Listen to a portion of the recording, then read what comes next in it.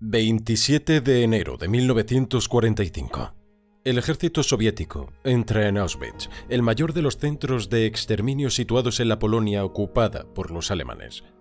Se calcula que un mínimo de 1,3 millones de personas fueron deportadas a este campo entre 1940 y 1945, y de ellas al menos 1,1 millones fueron asesinadas. Sin embargo, no todos sus prisioneros perdieron la vida. En esta fábrica nazi del horror, los soldados soviéticos liberan a más de 7.000 reclusos supervivientes, en su mayoría enfermos y moribundos, algunos de los cuales fueron sometidos a crueles y dolorosos experimentos pseudomédicos, realizados por el más notorio de los doctores nazis. Su nombre es Josef Mengele. Josef Mengele nació el 16 de marzo de 1911 en la ciudad bávara de Günzburg, entonces parte del Imperio Alemán. El joven Josef, hijo mayor de Karl Mengele, un próspero fabricante de maquinaria agrícola, estudió medicina y antropología física en varias universidades. En 1935 se doctoró en esta última materia, antropología física, por la Universidad de Múnich, y en 1936 aprobó los exámenes estatales de medicina. En 1937, Mengele empezó a trabajar en el Instituto de Biología Hereditaria e Higiene Racial de Frankfurt. Allí fue ayudante del director, el Dr. Ottmar von Verschuer, un destacado genetista conocido por sus investigaciones sobre gemelos. Bajo la dirección de Verschuer, Mengele completó un doctorado adicional en 1938. Mengele no apoyó activamente al partido nazi antes de que llegara al poder en enero de 1933. Sin embargo, durante sus estudios universitarios, al igual que el partido nazi, Mengele abrazó la ciencia racial, la falsa teoría del racismo biológico. Creía que los alemanes eran biológicamente diferentes y superiores a los miembros de todas las demás razas. La ciencia racial era un principio fundamental de la ideología nazi que Hitler utilizó para justificar la esterilización forzosa de personas con ciertas enfermedades físicas o mentales o deformidades físicas. Las leyes raciales de Nuremberg de 1935, que prohibían el matrimonio entre alemanes y judíos, ciudadanos negros o romaníes, también se basaban en la ciencia racial. En 1938, Mengele se unió al partido nazi y a las SS. En su trabajo como científico, trató de apoyar el objetivo nazi de mantener y aumentar la supuesta superioridad de la raza alemana. El empleador y mentor de Mengele, el Dr. Verschuer, también abrazó el racismo biológico. Además de llevar a cabo investigaciones, Verschuer y su personal, incluido Mengele, proporcionaron dictámenes periciales a las autoridades nazis que tenían que determinar si las personas reunían los requisitos para ser consideradas alemanas, según las leyes de Nuremberg. Mengele y sus colegas también evaluaron a los alemanes cuyo estado físico o mental podía hacerlos candidatos a la esterilización forzosa o a la prohibición de contraer matrimonio en virtud de la legislación germana. El único hijo de Mengele, Rolf, nació en 1944. Antes, en 1939, se casó con Irene Schonsbein. La Segunda Guerra Mundial comenzó el 1 de septiembre de ese mismo año, cuando la Alemania nazi invadió Polonia. En junio de 1940, Mengele fue reclutado por la Wehrmacht, las Fuerzas Armadas Alemanas. Un mes más tarde, se alistó como voluntario en el servicio médico de las Waffen-SS, la rama militar de las SS. Al principio, Mengele trabajó para la oficina principal de raza y asentamiento de las SS en la Polonia ocupada por Alemania, donde evaluó los criterios y métodos utilizados por las SS para determinar si las personas que decían ser de ascendencia bávara eran racial y físicamente aptas para ser consideradas alemanas. La Operación Barbarroja, la invasión de la Unión Soviética, comenzó el 22 de junio de 1941. Durante los 18 meses siguientes a su inicio, presentó combates extremadamente brutales en el frente oriental. Además, en las primeras semanas del ataque alemán a la Unión Soviética, la división de Mengele masacró a miles de civiles judíos. Después de que el doctor rescatara a 2 soldados alemanes de un tanque en llamas, fue condecorado con la Cruz de Hierro, tanto de segunda como de primera clase, y fue ascendido a SS Hauptsturmführer, que equivalía al rango de capitán de las SS. Mengele regresó a Alemania en enero de 1943. Mientras esperaba su próximo destino en las Waffen-SS, comenzó a trabajar de nuevo para su mentor Verschuur. Este se había convertido recientemente en director del Instituto Kaiser Wilhelm de Antropología, Genética Humana y Eugenesia de Berlín. El 30 de mayo de 1943, las SS destinaron a Mengele a Auschwitz, donde trabajó como uno de los médicos del campo de Auschwitz-Birkenau. Hay indicios de que el propio Mengele solicitó este destino por las oportunidades que podía brindarle para su investigación.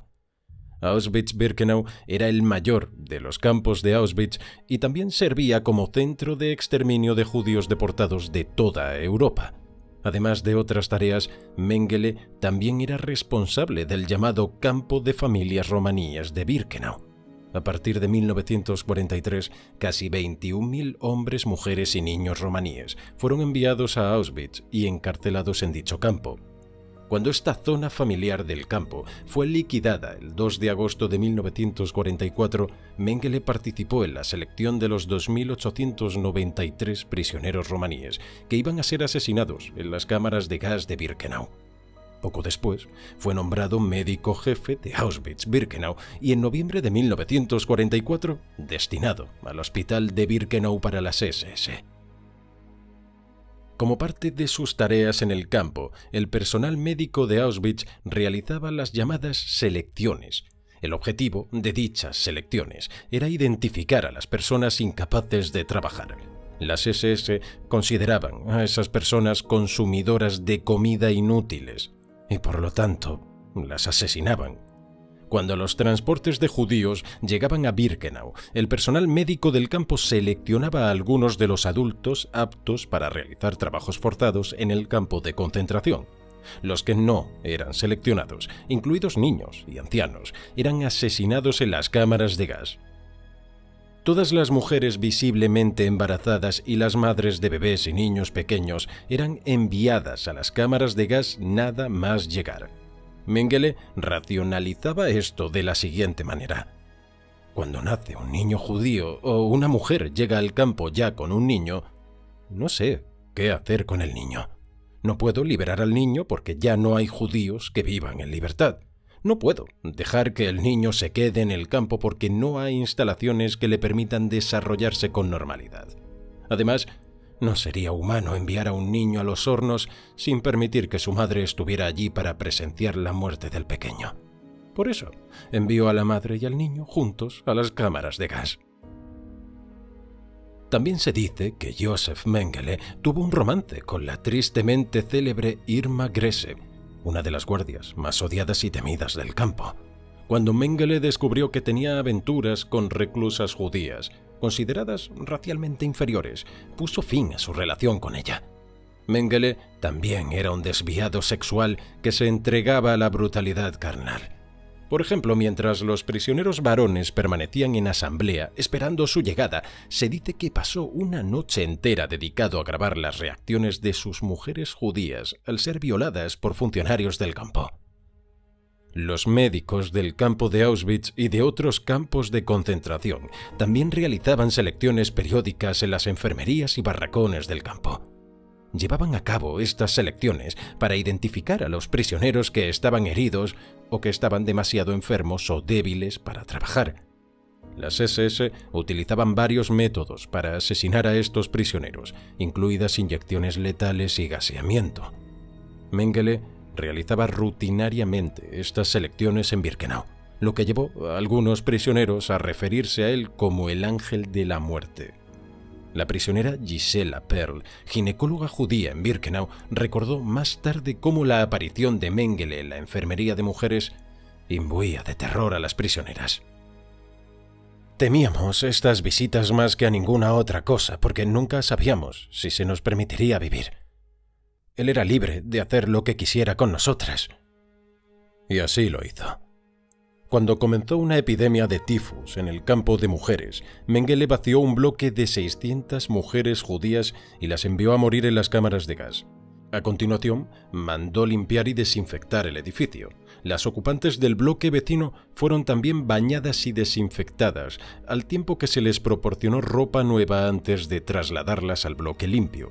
Este proceso se repetía hasta que todos los barracones estaban desinfectados. Se utilizaron procedimientos similares para epidemias posteriores de escarlatina y otras enfermedades. En cualquier caso, siempre se repetía el mismo modus operandi. Los prisioneros infectados eran asesinados en las cámaras de gas. Después de la Segunda Guerra Mundial, Mengele se hizo tristemente famoso por su trabajo en Auschwitz gracias a los relatos de médicos prisioneros que habían trabajado a sus órdenes. También de los prisioneros que habían sobrevivido a sus experimentos médicos. Estos experimentos habían sido autorizados por las SS, responsables de la gestión de los campos de concentración. Mengele fue uno de los 50 médicos que trabajaron en Auschwitz. No era ni el doctor de mayor rango, ni el comandante de los demás médicos que estaban presentes. Sin embargo, su nombre es con diferencia el más conocido de todos los sanitarios que sirvieron en el lugar.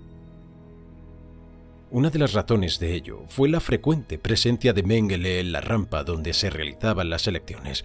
Cuando no realizaba él mismo las selecciones, a menudo seguía apareciendo igualmente en la rampa, buscando entre los prisioneros gemelos para sus experimentos y médicos para la enfermería de Birkenau. Auschwitz no solo suministraba prisioneros para los experimentos humanos que se realizaban en otros campos, sino que también servía de lugar para una gran variedad de experimentos humanos. Esto se debe al número de prisioneros enviados allí. Las SS trasladaron a Auschwitz a 1,3 millones de hombres, mujeres y niños, de muchos orígenes nacionales y étnicos distintos. Los investigadores que buscaban sujetos humanos que cumplieran criterios específicos podían encontrarlos más fácilmente en Auschwitz que en otros campos. Mengele fue uno de los más de 12 médicos de las SS que realizaron experimentos con personas encarceladas en Auschwitz. Estos médicos vieron su nombramiento en Auschwitz como una magnífica y emocionante oportunidad para avanzar en sus investigaciones. Los experimentos en los campos de concentración mutilaron permanentemente a muchas víctimas o les causaron la muerte. En algunos de ellos, la muerte era el resultado previsto para las víctimas. Los profesionales médicos que llevaron a cabo los experimentos en Auschwitz no pidieron el consentimiento de los reclusos ni les informaron de su tratamiento ni de sus posibles efectos. Los tipos de pruebas realizados en Auschwitz incluían comprobar los resultados de métodos de esterilización masiva, infligir heridas a los prisioneros o infectarlos con enfermedades para estudiar los efectos y probar tratamientos, realización de cirugías y procedimientos innecesarios en pacientes con fines de investigación o para formar a profesionales médicos, asesinar y diseccionar prisioneros para investigaciones antropológicas y médicas. El mentor de Mengele, el Dr. Verscher, pudo haber organizado su asignación a Auschwitz con el propósito de apoyar la investigación del Instituto Kaiser Wilhelm de Antropología, Genética Humana y Eugenesia. Durante su estancia en Auschwitz, Mengele envió a sus colegas en Alemania sangre, partes de cuerpos, órganos, esqueletos y fetos, todo ello tomado de prisioneros de Auschwitz. Mengele colaboró en los proyectos de investigación de sus colegas, realizando para ellos estudios y experimentos con prisioneros. Además de su trabajo con el instituto, Mengele también llevó a cabo sus propios ensayos con prisioneros de Auschwitz con la esperanza de publicar los resultados y obtener así las credenciales para optar a una cátedra universitaria. Durante su servicio en Auschwitz, organizó un complejo de investigación ubicado en varios barracones. Eligió a su personal entre los prisioneros que eran profesionales de la medicina. Mengele pudo obtener instrumentos y equipos modernos para sus investigaciones e incluso creó un laboratorio de patología. La propia investigación de Mengele y la que llevó a cabo para el Instituto Kaiser Wilhelm se centraron generalmente en cómo los genes se convierten en rasgos físicos y mentales específicos. Cuando se lleva a cabo de forma ética, se trata de un campo legítimo e importante de la investigación genética. Sin embargo, el trabajo de Mengele, Verschuer y sus colegas se vio distorsionado por su creencia en una teoría pseudocientífica de la raza que era fundamental para la ideología nazi. Esta teoría sostenía que las razas humanas eran genéticamente distintas entre sí. Establecía una jerarquía de ellas y subrayaba que las razas inferiores eran genéticamente más propensas a mostrar rasgos negativos que los miembros de las razas superiores. Estos rasgos hereditarios negativos incluían, supuestamente, algo más que enfermedades y deficiencias físicas y mentales. También suponían, sobre el papel, comportamientos socialmente inaceptables o inmorales, como el vagabundeo, la prostitución y la delincuencia. Según la falsa teoría de la raza, los matrimonios mixtos entre razas transmitían rasgos negativos a las superiores y las socavaban. Mengele trató de identificar marcadores físicos y bioquímicos específicos que pudieran identificar definitivamente a los miembros de determinadas razas. Él y sus colegas creían que encontrar dichos marcadores era de vital importancia para preservar la supuesta superioridad racial del pueblo alemán. Para todos ellos, la importancia de la investigación justificaba la realización de experimentos dañinos y letales con personas, en este caso, prisioneros de Auschwitz, a las que consideraban racialmente inferiores. Mengele obtenía sus víctimas principalmente de dos grupos étnicos, los romaníes y los judíos. Estos grupos eran de especial interés para los investigadores biomédicos de la Alemania nazi, ya que la ideología nacionalsocialista consideraba que tanto los romaníes como los judíos eran infrahumanos y suponían una amenaza para la raza alemana. Por este motivo, los científicos nazis no consideraban que la ética médica fuera aplicable a los miembros de estos grupos. Mientras Mengele servía en Auschwitz-Birkenau, más de 20.000 romaníes fueron encarcelados allí y cientos de miles de judíos llegaron en transportes. En ningún otro lugar del mundo podían los científicos tener acceso a tantos miembros de estos grupos concentrados en un solo lugar, y en ninguna otra área tenían el poder de experimentar con seres humanos de la forma que quisieran. Mengele comentó a un colega que sería un crimen no aprovechar las oportunidades de experimentación humana de Auschwitz-Birkenau. Además de elegir a los romaníes como sujetos para sus experimentos médicos, Mengele realizó un estudio antropológico de los hombres, mujeres y niños pertenecientes a este pueblo en el campo. Cuando hubo un brote de noma, una gangrena desarrollada en la boca, entre los niños romaníes del centro de reclusión, asignó médicos prisioneros para estudiarlo. El noma es una infección bacteriana que afecta principalmente a los pequeños extremadamente desnutridos. Sin embargo, Mengele creía que los niños romaníes de Auschwitz sufrían de noma debido a su herencia, y no a las condiciones del campo. Varios niños enfermos fueron asesinados para que sus cabezas y órganos preservados pudieran ser enviados a la Academia Médica de las SS en Graz y a otras instalaciones para su estudio. Al final, los médicos prisioneros descubrieron cómo curar el noma, que por aquel entonces era habitualmente mortal. Sin embargo, de manera indiferente, todos los niños curados fueron finalmente asesinados en las cámaras de gas. Mengele estaba especialmente interesado en los gemelos idénticos que, en la década de 1930, constituían uno de los principales focos de la investigación genética humana. Antes de la Segunda Guerra Mundial, Verschuer y otros investigadores biomédicos utilizaban gemelos para estudiar la base hereditaria de las enfermedades. Estos primeros investigadores obtenían el consentimiento de los gemelos o de sus padres, pero era difícil para ellos reclutar a muchos gemelos para estos estudios. En Auschwitz, sin embargo, Mengele recogió cientos de pares de gemelos de entre los judíos que llegaron allí en los transportes y de entre los romaníes. Hasta entonces, ningún investigador había podido estudiar y experimentar con un número tan grande de gemelos. Mengele ordenó a su personal que midiera y registrara todos los aspectos del cuerpo de los gemelos. Extraía grandes cantidades de sangre de los gemelos y a veces les practicaba otros procedimientos dolorosos. Tal fue el caso de Renate Gutmann. En Auschwitz se convirtió en la número 70.917. Fue separada de su hermano y de su madre y llevada a un hospital donde le tomaron medidas, le hicieron radiografías y le sacaron sangre del cuello. En una ocasión la ataron a una mesa y la cortaron con un cuchillo. Otra superviviente del Holocausto, Lauren Menage, recordó más tarde: También nos ponían inyecciones por todo el cuerpo. Como resultado de esto, mi hermana cayó enferma. Se le hinchó el cuello a causa de una grave infección. La llevaron al hospital y la operaron sin anestesia, en condiciones primitivas.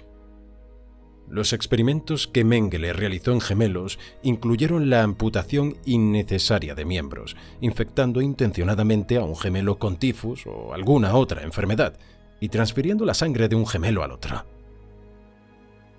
La testigo Vera Alexander describió cómo Mengele cosió a dos gemelos romaníes, espalda con espalda, en un burdo intento de crear gemelos unidos. Como cabía de esperar, ambos niños murieron de gangrena tras varios días de inmenso sufrimiento.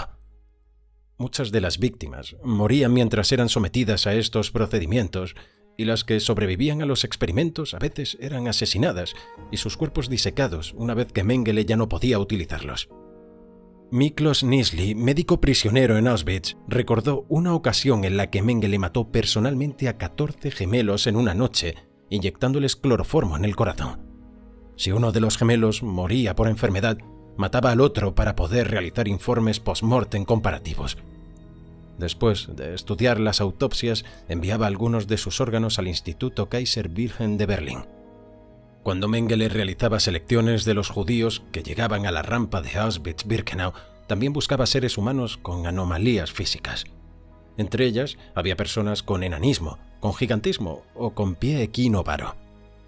Sus experimentos en torno al enanismo y a anomalías físicas incluían la toma de medidas físicas, la extracción de sangre y de dientes sanos, y el tratamiento con medicamentos y rayos X innecesarios. Después de estudiar a estas personas, Mengele las asesinaba y enviaba sus cuerpos a Alemania para que también los estudiaran los investigadores. Elisabeth Dovitz, una persona con enanismo superviviente de los experimentos de Mengele, recordó más tarde: «Es imposible expresar con palabras el dolor intolerable que sufrimos, que continuó durante muchos días después de que cesaran los experimentos». Mengele también buscaba romaníes y judíos con heterocromía, una afección en la que los ojos de una persona difieren entre sí en cuanto al color. Uno de los colegas de Mengele en el Instituto Kaiser Wilhelm estaba particularmente interesado en esta condición. Mató a personas con heterocromía para poder extirparles los ojos y enviarlos a Berlín para su estudio. Sin embargo, Mengele seguía conservando cientos de ojos humanos clavados en la pared de su laboratorio como una colección de mariposas. Así lo consideraba él mismo. La mayoría de las víctimas de los experimentos médicos de Mengele eran niños. Mengele era amable con los pequeños que seleccionaba para las pruebas. Vivían en barracones separados de los demás prisioneros y recibían una alimentación y un trato algo mejores. Moshe Ofer, un superviviente de los experimentos de Mengele, recordó más tarde: «Mengele nos visitaba como ese tío al que todos quieren, trayéndonos chocolate. Antes de aplicarnos el bisturí o una jeringuilla nos decía: no tengáis miedo, no os va a pasar nada». Luego inyectaba sustancias químicas, operó la columna vertebral de mi hermano Tibi. Después de los experimentos nos traía regalos. En ensayos posteriores nos clavó alfileres en la cabeza. Las cicatrices de los pinchazos aún son visibles. Un día se llevó a Tibi. Mi hermano estuvo fuera varios días. Cuando volvió tenía la cabeza vendada. Murió en mis brazos. Mengele utilizó a niños para sus propios experimentos y también para apoyar el trabajo del Instituto Wilhelm Kaiser. Colaboró en un estudio sobre el cambio de color de los ojos, introduciendo en los globos oculares de niños y recién nacidos una sustancia química suministrada por uno de sus colegas. Los resultados fueron desde irritación e hinchazón hasta ceguera e incluso la muerte. La doctora húngara Gisela Perl, mencionada anteriormente, describió las secuelas y los momentos posteriores a un asesinato brutal. Otro más, perpetrado por Mengele. Sacó un trozo de jabón perfumado de una bolsa y, silbando muy alegre, con una sonrisa de profunda satisfacción en el rostro, empezó a lavarse las manos. Esto demuestra su naturalidad con los asesinatos y, por supuesto, falta de sensibilidad con las víctimas. Por otro lado, un prisionero al que se le asignó el cuidado de gemelos judíos seleccionados para los experimentos de Mengele describió más tarde cómo los niños reaccionaban emocional y físicamente a los tratamientos. Se tomaban muestras de sangre primero de los dedos y luego de las arterias, 2 o 3 veces, de las mismas víctimas en algunos casos. Los niños gritaban e intentaban taparse para evitar que los tocaran. El personal recurrió a la fuerza. También les pusieron gotas en los ojos. Algunas parejas de niños recibieron gotas en ambos ojos y otras solo en uno. Los resultados de estas prácticas fueron dolorosos para las víctimas. Sufrían una grave hinchazón de los párpados, una sensación de quematón. A su vez, el superviviente del Holocausto Alex Deckel relató haber presenciado cómo Mengele realizaba una operación quirúrgica sin anestesia, extirpando corazones y estómagos de las víctimas. Itzhak Genon, un judío superviviente de Auschwitz del norte de Grecia, deportado a Auschwitz a la edad de 20 años, relató en 2009 cómo después de que Mengele le extirpara un riñón sin anestesia, se vio obligado a volver al trabajo sin siquiera tomar analgésicos. Mengele también buscaba mujeres embarazadas con las que realizaba experimentos antes de enviar a muchas de ellas a las cámaras de gas. La superviviente checa del Holocausto, Ruth Elias, estaba embarazada cuando la trasladaron del gueto de Theresienstadt a Auschwitz. Más tarde, recordó: «Di a luz a una preciosa niña rubia y grande, pero Mengele ordenó que me vendaran el pecho para que, como él decía, podamos ver cuánto tiempo puede sobrevivir un recién nacido sin comer». Después de ver sufrir a su bebé durante varios días, una doctora checa le dio a Elias una jeringuilla con una sobredosis de morfina, para acabar con la agonía de la niña. Otra superviviente de Auschwitz, la doctora Olga Lengel, recordó cómo después de que Mengele supervisara el nacimiento de un niño, con meticuloso cuidado y curiosidad, al cabo de una hora envió tanto a la madre como al niño a la cámara de gas. En otra ocasión, arrancó a un bebé del vientre de su madre. Como esperaba que nacieran gemelos, y no fue el caso, arrojó al niño a un horno, decepcionado por no ver cumplidas sus expectativas. En enero de 1945, ante el avance del Ejército Rojo Soviético por el oeste de Polonia, Mengele huyó de Auschwitz con el resto del personal de las SS del campo. Pasó los meses siguientes sirviendo en el campo de concentración de Gross-Rosen y sus subcampos. En los últimos días de la guerra, se puso un uniforme del ejército alemán y se unió a una unidad militar que, una vez finalizada la guerra, se rindió a las fuerzas militares estadounidenses. Haciéndose pasar por oficial del ejército alemán, Mengele se convirtió en prisionero de guerra estadounidense. Sin embargo, el ejército norteamericano lo liberó a principios de agosto de 1945, sin saber que el nombre de Mengele ya figuraba en una lista de criminales de guerra buscados. Desde finales de 1945 hasta la primavera de 1949, trabajó con un nombre falso como peón agrícola cerca de Rosenheim, en Baviera, y desde allí pudo establecer contacto con su familia. Cuando los investigadores estadounidenses de crímenes de guerra se enteraron de los delitos de Mengele en Auschwitz, intentaron encontrarlo y arrestarlo. Sin embargo, basándose en las mentiras de la familia de Mengele, los investigadores llegaron a la conclusión de que estaba muerto. Los esfuerzos de Estados Unidos por arrestarlo obligaron a Mengele a reconocer que no estaba seguro en Alemania, y con el apoyo financiero de su rica familia, emigró a Argentina con otro nombre falso en julio de 1949. En 1956 ya estaba bien establecido en Argentina y se sentía tan seguro que obtuvo la ciudadanía como José Mengele. En 1959, sin embargo, se enteró de que los fiscales de Alemania Occidental sabían que estaba allí y buscaban su arresto. Mengele emigró a Paraguay y obtuvo allí la ciudadanía.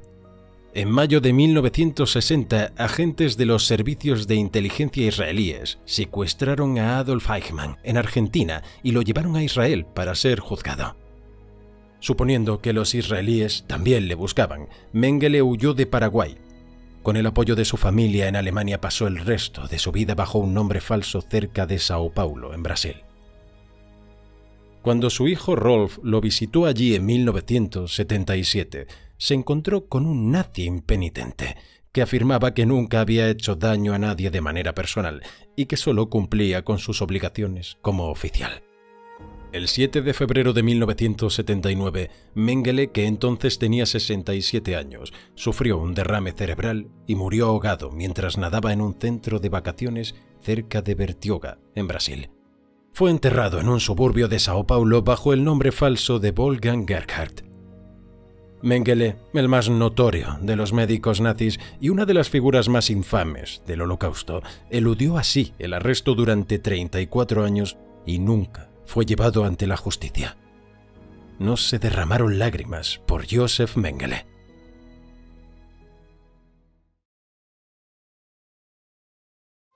Gracias por ver World History Channel. No olvide darle a me gusta, suscribirse y hacer clic en la campana de notificaciones para no perderse nuestros próximos vídeos. Gracias, nos vemos la próxima vez en el canal.